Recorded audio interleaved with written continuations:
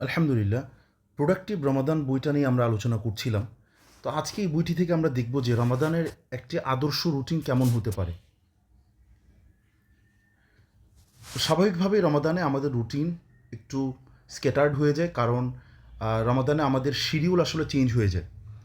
তো যার কারণে আমরা অনেক সময় আমাদের আমলগুলোকে খুব প্রোডাক্টিভ করতে পারি না। তো সেজন্য আমরা এখানে একটা প্রাথমিক ধারণা দেব যে রমাদানে একটা খসড়া রুটিন আমরা সাজিয়ে দেওয়ার চেষ্টা করব, যে কোন কাজগুলোকে আমাদের রুটিনের প্রায়োরিটিতে রাখা উচিত এবং কোন কাজগুলোকে আমরা একটু লেস প্রায়োরিটিতে রাখবো। তো প্রথমে আমাদের রমাদানের শুরুটা হবে সাহারির জন্য ওঠার মধ্য দিয়ে। তো প্রথমত দেখা যেতে পারে যে প্রথম আপনার হয়তো সাহারির জন্য উঠতে ভালো নাও লাগতে পারে, কিন্তু আপনাকে মনে রাখতে হবে যে সাহারির মধ্যে বারাকা আছে। রাসূল সাল্লাল্লাহু আলাইহি ওয়াসাল্লাম বলেছেন। অতএব আপনি সাহারির মতো একটা গুরুত্বপূর্ণ সুন্নাহ পালন করার মধ্য দিয়ে আপনি যদি প্রতিদান পেতে চান এবং বারাকা পেতে চান, তাহলে অবশ্যই আপনি প্রতি রাতে সাহারি করবেন, অল্প কিছু খেয়ে কিংবা অল্প কিছু পান করার মধ্য দিয়ে। এরপরে যে কাজটি আপনি করতে পারেন সেটা হলো যে অন্তত ২ রাকাত নফল সালাত আদায় করা। এর মধ্য দিয়ে আপনি, আমরা জানি যে তাহাজ্জুদের সালাত বা কিয়ামের সালাত, যেটা অর্থাৎ রাতের যে একদম শ্রেষ্ঠ অংশ, তাই না? শেষ ৩ ভাগের যে শেষ অংশটুকু, সেই সময় আপনি সালাত আদায়ের মর্যাদা পাচ্ছেন এবং দোয়া করার সুযোগ পাচ্ছেন।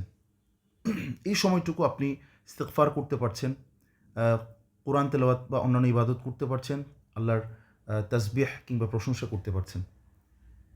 এরপরে আপনাকে যে কাজটা করতে হবে, যে ফজরের জন্য আপনাকে মসজিদে জামাতে শরিক হতে হবে।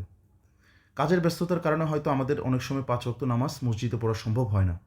কিন্তু আমরা যদি একটা রাসূল সাল্লাল্লাহু আলাইহি ওয়াসাল্লামের হাদিস থেকে দেখি যে কেউ যদি ফজর এবং ইশার সালাত মসজিদে জামাতের সাথে আদায় করে, তাহলে সে পুরো রাত সালাতে দাঁড়িয়ে থাকার সওয়াব পেয়ে যাবে।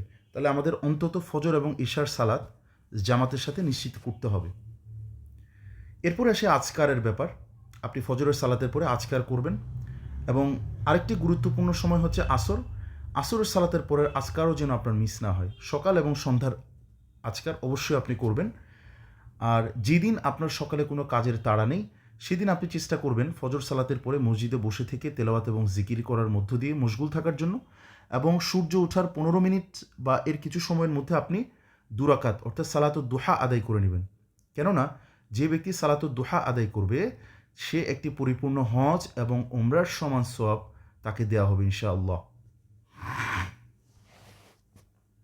আচ্ছা, এরপরে স্বাভাবিকভাবে আপনি কাজে বেরিয়ে যাবেন।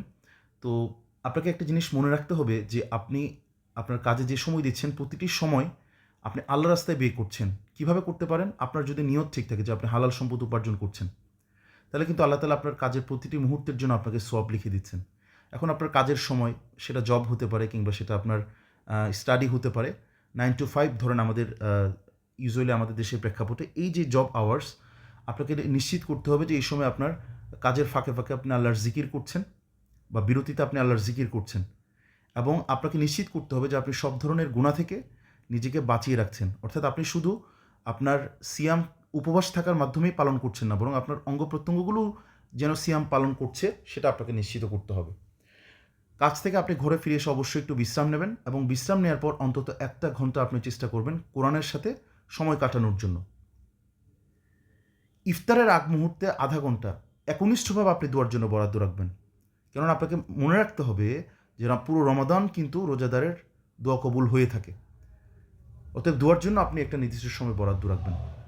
মাগরিব থেকে এশার সময় পূর্ব পর্যন্ত আপনি বিশ্রাম করুন এবং এই সময়টুকু আপনি চাইলে কোরআন তেলাওয়াত শুনতে পারেন, অডিও শুনতে পারেন, এবং এরপরে আপনি তারাবির প্রস্তুতি নেন। আপনি তারাবি চেষ্টা করবেন যেন প্রতিদিন আপনি তারাবির সালাত আদায় করেন, এবং এমন একটা মসজিদ আপনি বাছাই করবেন যেখানে তেলাওয়াত অত্যন্ত আ সহিহ এবং অত্যন্ত সুন্দরভাবে ধীরস্থিরভাবে তিলাওয়াত হয়, যেটা আপনার অন্তরকে স্পর্শ করে। এই ধরনের মসজিদে আপনি তারাবির সালাত আদায় করুন। একটি গুরুত্বপূর্ণ অভ্যাস আপনি চেষ্টা করতে পারেন, প্রতিদিন অল্প পরিমাণে হলেও সাদাকা করা। যেহেতু এই দিনের প্রতিটি আমলের মর্যাদা অন্যান্য দিনের আমলের চেয়ে ৭০০ গুণের বেশি সওয়াব আপনি পাচ্ছেন, প্রতিদিন আপনি সাদাকার জন্য অল্প কিছু বরাদ্দ রাখুন। প্রতি সপ্তাহে আপনি একটি ইলমি হালাকে অংশগ্রহণ করতে পারেন, কেননা আমরা জানি যে ইলমি হালাকার এই মজলিসগুলোতে ফেরেশতারা আগমন করেন এবং এই মজলিসগুলোতে ফেরেশতারা আল্লাহর রহমত দ্বারা চারপাশ ঘিরে ফেলেন। এবং আরেকটি গুরুত্বপূর্ণ কাজ আপনি করতে পারেন রমাদান মাসে, আত্মীয়তার বন্ধন রক্ষা করা। এর মধ্য দিয়ে আপনি বেনিফিটেড হবেন, আপনার হায়াত বেড়ে যাবে, আপনার সম্পদ বেড়ে যাবে এবং জীবনের মন্দ সমাপ্তি থেকে আপনি রক্ষা পাবেন। সেই জন্য আপনি প্রতিদিন কিংবা প্রতি সপ্তাহে 2 থেকে 3 জন আত্মীয়কে আপনি দাওয়াত করতে পারেন কিংবা তাদের বাসায় যাওয়ার টার্গেট সেট করতে পারেন। এভাবে আপনি রমাদানে একটি সুন্দর রুটিন সাজাতে পারেন।